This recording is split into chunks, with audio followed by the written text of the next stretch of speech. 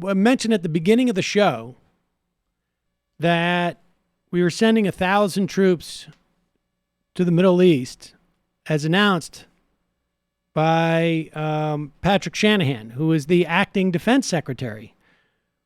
When I also made that announcement, I also noted that this guy was still the acting secretary of defense because he could not be confirmed yet by the Senate because his confirmation hearings had been delayed because the FBI was investigating him for corporate corruption, specifically with some military defense contractors. And it appears that the acting defense secretary, Patrick Shanahan, is no longer acting as the acting secretary, but rather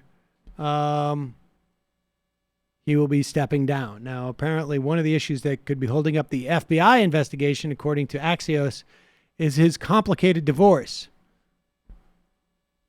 Apparently, there was an allegation that Shanahan hit her during a violent confrontation in 2010. Certainly wouldn't be out of character for the Trump administration to be having someone like that in their administration. Frankly, nor the corruption would be inconsistent with the Trump administration. So it's unclear.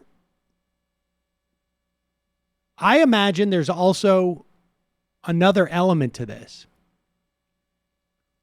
And it could be, and it really could go one way or the other.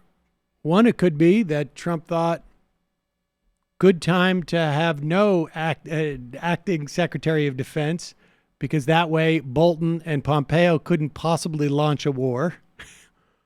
And it gives us an excuse to back off. Or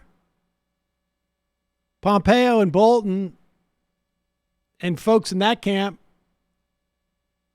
told Donald Trump, you want to get rid of this guy. He is potentially problematic for your administration. And they don't want someone who is in that position who might be saying, hey, bad idea, starting a war with Iran. So either explanation seems to me to be completely viable.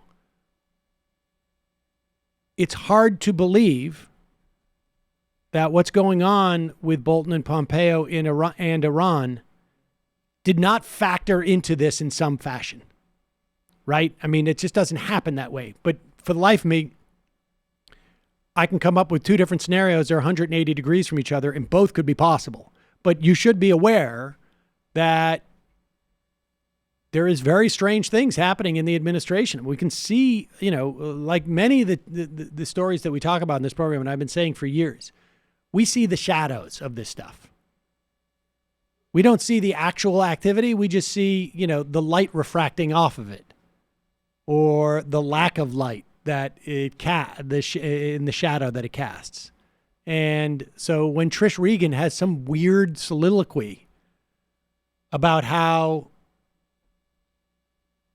war with Iran is being orchestrated by Nancy Pelosi, Mike Pompeo, and the Ayatollah, all to stop him from getting reelected because they're jealous of what a terrific economy it is. Maybe in Mulvaney for coffee. I mean, it's so weird.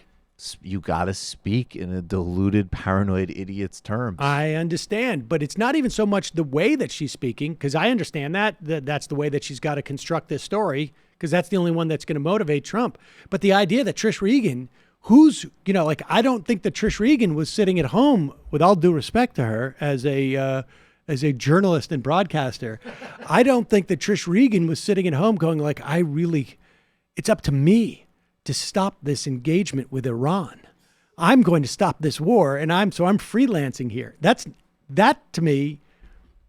Super confident that that's not what's happening. I am very confident that's unlikely. And so someone is using Trish Regan to get a message to the president. Use Trish to get to me. This is the actual battle against the deep state. This is QAnon for real. Rupert Murdoch looked at his stock portfolio and realized a new massive destabilization of the Middle East was a bad idea. So he dropped a line to Trish Reagan through an executive producer on her show to backdoor an idiot diluted message to Donald Trump that only he could understand. So in the middle of berating Barron for being too tall, he could pass on info to the generals to stop Pompeo and Bolton, Nancy Pelosi, and the Ayatollah from launching a war to undermine his terrific economic record and reelect. Do you think it's possible that Trish Regan, after she recorded that, she literally just like pulled, ripped off and was like in a full bodysuit and then scaled down the side of the building on 6th Avenue? Been quite a role to have one to of those inhabit, things? like one of the dumbest anchors on television for 6 years, and really, God, I can't believe I had to pretend to be this part stupid. of the Avengers. Next, I have to go meet with Iron Man. Archer. I